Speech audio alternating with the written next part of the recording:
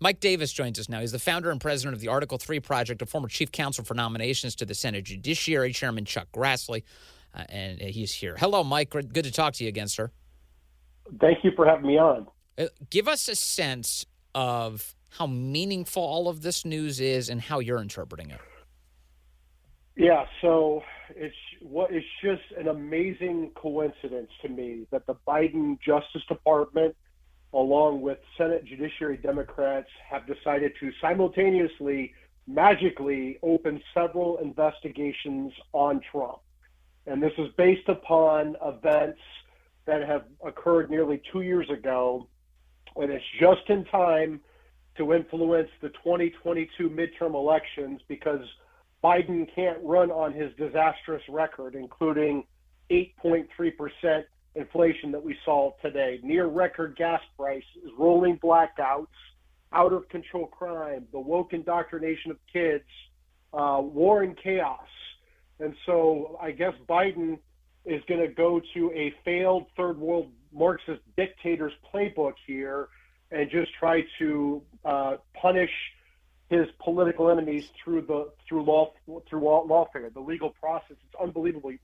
These are non-crimes, and that's the problem with what we're seeing with this Attorney General Merrick Garland, this Justice Department. It's just an extension of the Biden White House. We saw with the Mar-a-Lago raid that these are non-crimes. The president has the absolute power to declassify anything he wants. He has, under the Constitution, he has the absolute power under the Presidential Records Act to take and maintain records, classified or unclassified, to the office of former president. We saw with Trump's filing yesterday in that case, that's clearly a hoax. But even if he didn't, but Mike, like for instance, even if he didn't, you and I have talked about this case before, even if he didn't have those powers, it doesn't justify the Justice Department utilizing the nuclear option to go after him in such a showy display of power to try and crush their political opponents. This is clearly designed to influence the midterms. And it's funny because the Justice Department, we constantly hear the media crowing about how, well, you know, within 60 days of an election, the Justice Department, they're very sensitive about taking any steps that may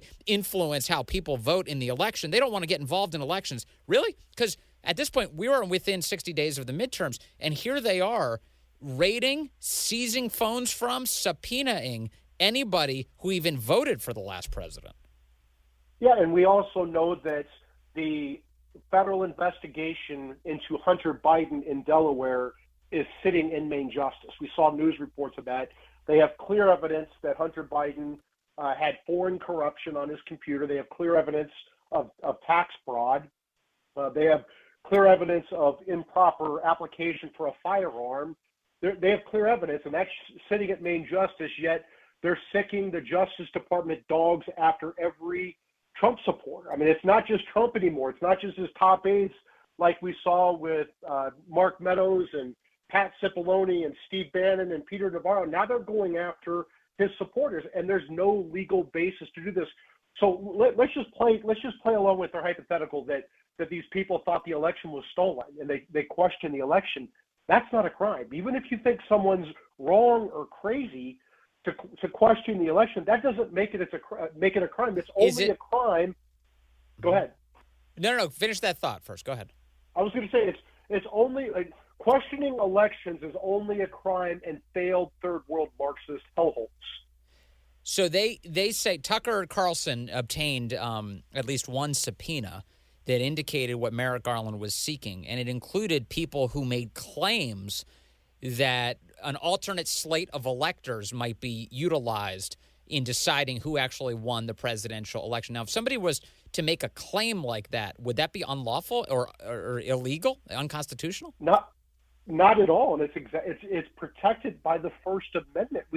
Remember, the Democrats disputed the election and objected to the certification in 1968 with Nixon, 2000 and 2004 with Bush 43, and 2016 with Trump. So they weren't charged with crimes they shouldn't be. It's First Amendment. Even if they're wrong, even if they're crazy, they can object to the election. They can lobby people to object. They can lobby people to show up on January 6th and protest outside. They got a permit from the National Park Service to do that. They are trying to criminalize. Yes. Biden is trying to criminalize his political opposition. So, among the people who are being hassled by the Biden Justice Department are people like Boris Epstein, an attorney for Trump, Rudy Giuliani, an attorney for Trump. Is it illegal, Mike Davis, to give bad legal advice to a client? If that's what they're accused of, is it illegal to give bad legal advice to your client? No, I mean, you might have a malpractice lawsuit or a civil lawsuit, but it's not a crime to be wrong as a matter of law. That's just silly. I mean, if it were a crime to be a bad lawyer, we wouldn't have any lawyers left in this country. Yes, I think you're right. I'm just trying to figure out if there's any justification whatsoever for any of this, because you remember when we got the announcement from Merrick Garland. So there was the raid on Mar-a-Lago. And then Merrick Garland comes out. He steps up to a microphone, gives the American public like 5 minutes of his time because he's so busy. And when he comes out and speaks, he says, the one thing I won't stomach is anybody criticizing the FBI. Well, here we are, Mike. You and I are criticizing them right now. Where's Merrick Garland to answer any of these questions? Well, and here's the deal. You can't question the FBI, even though the FBI, it's the leadership. It's not the rank and file of the FBI. They're trying to pretend like we're attacking the good men and women rank and file of the FBI. It is the corrupt top layers of the FBI, especially in the counter-espionage unit at the FBI and in the counter-espionage section at Main Justice in the National Security Division. Those are the corrupt places. Those are the people who ran the Russian collusion hoax. Those are the people who have weaponized our post-9/11 national security measures to go after our political opponents. It's really worrisome. Is it possible to pull back from here, Mike? What really, really bothers me about these subpoenas for these Trump supporters, these are everyday Americans, right? Like, Trump is a billionaire. It's not right what they're doing to Trump, but he has the resources to fight this.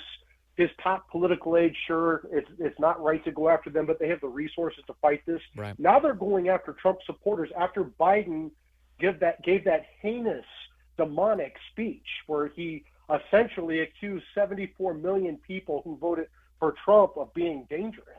And it's a dangerous pattern. Yes. by President Biden and this Biden Justice Department. It's scary. It's gotten really out of control. In fact, this weekend, Mike Davis, you had a number of Democrats who were on television on the Sunday shows, to include people like Kamala Harris and Hillary Clinton, all saying some version of the same thing. Mark Warner did it as well, that their political opponents are equivalent to al-Qaeda. They were using the occasion of the 21st anniversary of September 11th to suggest that the domestic threats that they've faced because of their political opponents, that's an equivalent threat to be concerned about. The whole theory of it is preposterous, but very dangerous when the people have all the power over these prosecution decisions, who to imprison, like how to treat them, are the ones who are making these claims. Yeah, I mean, this is the same.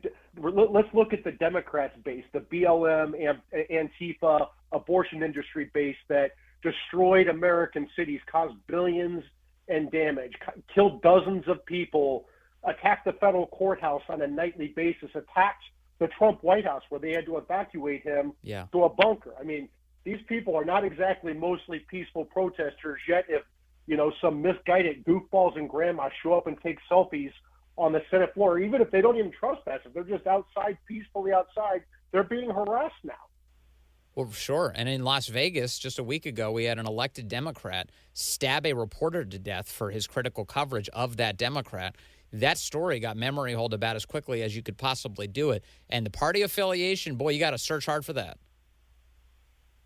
Well, of course, it doesn't fit the narrative. The only people who are violent in this country are the Trump supporters. I mean, let me give you an example. Judge Cannon has had over 10 threats on her down in Florida on this Trump home raid case. Who did the Justice Department prosecute? They prosecuted the one Trump supporter who made the threat. What about the rest of them? It's just they control the narrative, they control the media, they control social media. They control all levers of power in this country, and conservatives, Republicans need to wake up. This is what I have to say about the people like the Republicans who are Trump deranged, hate Trump.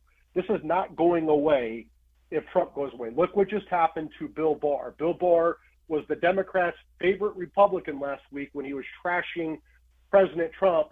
What did they do? The Senate Democrats are now going to investigate his firing of the U.S. attorney in Manhattan. Yeah, no, they're not going to reward you sucking up to them. They've got a take on you, and they're going to go with it. And it's just, I don't know how many times Republicans have to learn that lesson the hard way. Yeah, I mean, look at 100 years of Marxism. They never stop. They don't even they kill all their enemies and then they kill their own. Yeah. Speaking of, did you hear that audio? Speaking of killing, just because you brought it up, Mike Davis, stand by. This is Tim Ryan, the Senate candidate, Democrat out of Ohio, talking about Republicans this weekend on MSNBC, this week on MSNBC. Listen to what he says about his political opponents. We have to, quote, kill them. I'm not kidding. Listen to this. The Democrats aren't right on everything, and I'm willing to sit down and have conversations about how we can move out of this age of stupidity and into an age of reconciliation and reform. How do we fix all of these broken systems? Some of those answers will come from Republicans. It's not the extremists that we're dealing with every single day. We've got to kill and confront that movement.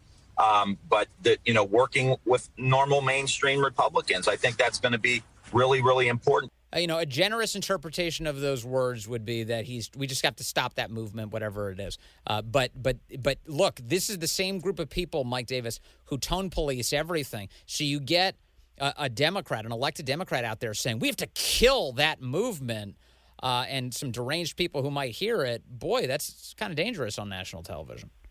Well, this is the same Democrat Party, the same Biden Justice Department that thinks people have a First Amendment right to show up and harass and intimidate Supreme Court justices in their homes while they're deciding pending cases. This is not our parents' or our grandparents' Democrat Party. These are not liberals who love America and just disagree with us on the best way to get there. These are leftists. These people hate America. Not all Democrats, but a sizable chunk of them hate America. They're Marxists. By any means necessary, the pursuit of power. Mike Davis with the Article 3 Project. Thank you, sir. Good to talk to you today.